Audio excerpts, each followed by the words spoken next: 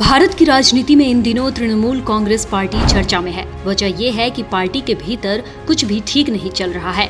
तो क्या ममता बनर्जी की पार्टी भी उसी रास्ते पर बढ़ रही है जिस रास्ते पर कभी शिवसेना और कई अन्य क्षेत्रीय दल चले थे?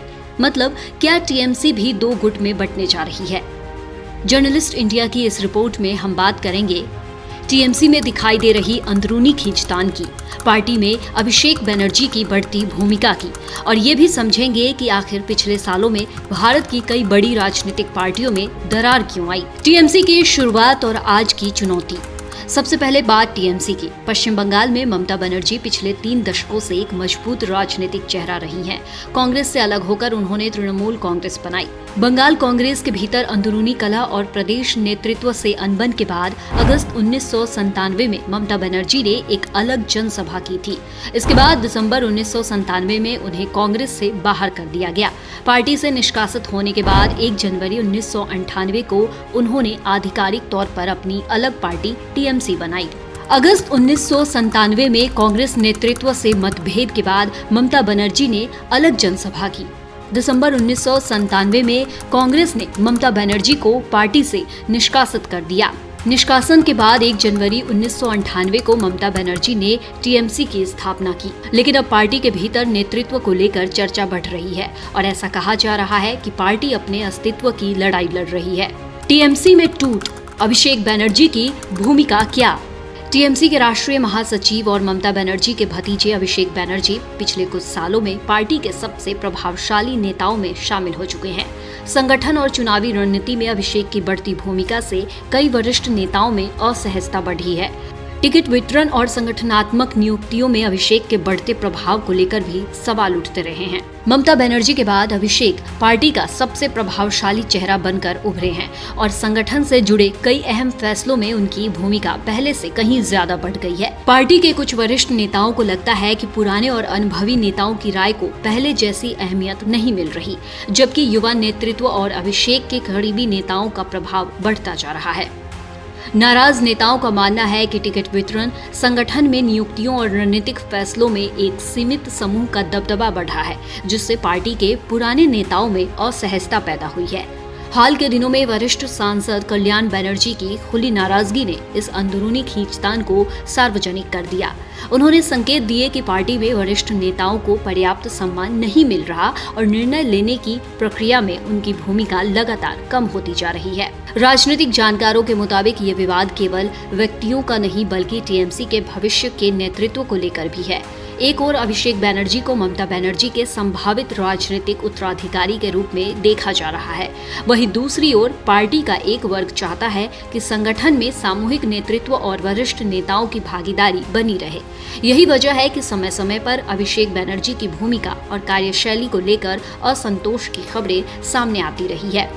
वहीं दूसरी वजह पार्टी की खींचतान की 2026 चुनाव की हार भी है।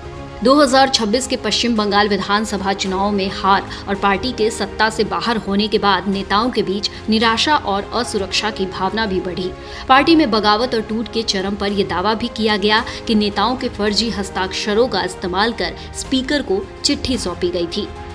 वहीं कई बागी नेताओं जैसे कल्याण बनर्जी और सायोनी घोष का आरोप है कि अभिषेक के फैसलों में तानाशाही और अहंकार झलक रहा है, जिससे जमीनी कार्यकर्ताओं और नेतृत्व के बीच की खाई गहरी हुई है। लेकिन ये कहानी सिर्फ टीएमसी तक सीमित नहीं है। जब शिवसेना में आया सबसे बड़ा राजनीतिक भूचाल। अगर पिछले कुछ सालों पर नजर डाले तो भारतीय राजनीति में पार्टी टूटने की कई घटनाएं देखने को मिली है और इसके पीछे सबसे बड़ा कारण रहा है नेतृत्व की लड़ाई, उत्तराधिकार की राजनीति और सत्ता की महत्वाकांक्षा। सबसे चर्चित उदाहरण शिवसेना का है। साल 2022 में महाराष्ट्र की राजनीति में बड़ा उथल-पुथल हुआ। एकनाथ शिंदे ने शिवसेना के कई विधायकों के साथ बगावत कर दी। उद्धव ठाकरे के नेतृत्व वाली शिवसेना 2 हिस्सों में बंट गई। पार्टी का चुनाव चिन्ह और नाम तक विवाद का विषय बन गया। आज महाराष्ट्र में शिवसेना के 2 अलग-अलग राजनीतिक धड़े सक्रिय हैं। एनसीपी में भी परिवार बनाम नेतृत्व की लड़ाई। इसके बाद नेशनलिस्ट कांग्रेस पार्टी यानी एनसीपी में भी लगभग वैसी ही तस्वीर देखने को मिली। साल 2023 में अजीत पवार ने अपने समर्थक विधायकों के साथ अलग रास्ता चुन लिया। पार्टी 2 खेमों में बंट गई। एक तरफ शरद पवार थे और दूसरी तरफ उनके भतीजे अजीत पवार। समाजवादी पार्टी में परिवार की राजनीति। समाजवादी पार्टी में भी समय समय पर परिवार के भीतर की लड़ाई सामने आती रही है। मुलायम सिंह यादव, अखिलेश यादव और शिवपाल यादव के बीच राजनीतिक मतभेद सार्वजनिक हुए। मुलायम सिंह यादव द्वारा स्थापित इस पार्टी में सबसे बड़ा विभाजन तब देखा गया जब उनके बेटे अखिलेश यादव और भाई शिवपाल सिंह यादव के बीच वर्चस्व की लड़ाई शुरू हो गई। टिकट बंटवारे को लेकर मतभेद इतने गहरे हो गए कि पार्टी 2 गुटों में बंटती हुई नजर आई। बाद में शिवपाल यादव ने अलग होकर प्रगतिशील समाजवादी पार्टी लोहिया बना ली। हालांकि पार्टी औपचारिक रूप से नहीं टूटी, लेकिन आंतरिक संघर्ष ने उसकी राजनीति को प्रभावित जरूर किया। आरजेडी में भी उठते रहे सवाल। राष्ट्रीय जनता दल यानी आरजेडी में भी कई बार परिवार के भीतर नेतृत्व को लेकर चर्चाएं हुई। आरजेडी में आंतरिक कलह का मुख्य कारण पार्टी का केंद्रीय नेतृत्व, टिकट वितरण में असंतोष और कार्यकर्ताओं और जमीनी नेताओं की अनदेखी को माना जाता है। इसके अलावा महत्वपूर्ण राजनीतिक फैसलों में कांग्रेस और अन्य दलों को ज्यादा प्राथमिकता देने को लेकर भी पार्टी के भीतर नाराजगी देखने को मिली है। अगर और पीछे जाए तो बहुजन समाज पार्टी, जनता दल परिवार और लोक दल से निकली कई पार्टियां भी समय समय पर विभाजन का सामना कर चुकी है। बड़े बड़े राजनीतिक दलों में टूट का मुख्य कारण क्या होता है? पहली वजह है नेतृत्व का संघर्ष। जब किसी पार्टी का पूरा ढांचा एक बड़े चेहरे के आसपास खड़ा होता है तो अगली पीढ़ी के नेतृत्व को लेकर संघर्ष पैदा हो सकता है। दूसरी वजह है सत्ता। राजनीति में सत्ता सबसे बड़ा आकर्षण होती है।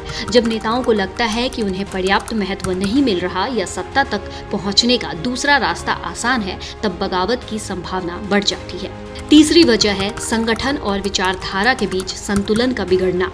कई बार नेता व्यक्तिगत प्रभाव को संगठन से ऊपर रखने लगते हैं और फिर पार्टी के भीतर अलग अलग शक्ति केंद्र बन जाते हैं। फिलहाल टीएमसी में उठ रहे सवाल सिर्फ एक पार्टी तक सीमित नहीं है, बल्कि ये उस चुनौती की भी कहानी है जिसका सामना आज कई क्षेत्रीय दल कर रहे हैं। नेतृत्व, उत्तराधिकार और संगठन के बीच संतुलन की चुनौती।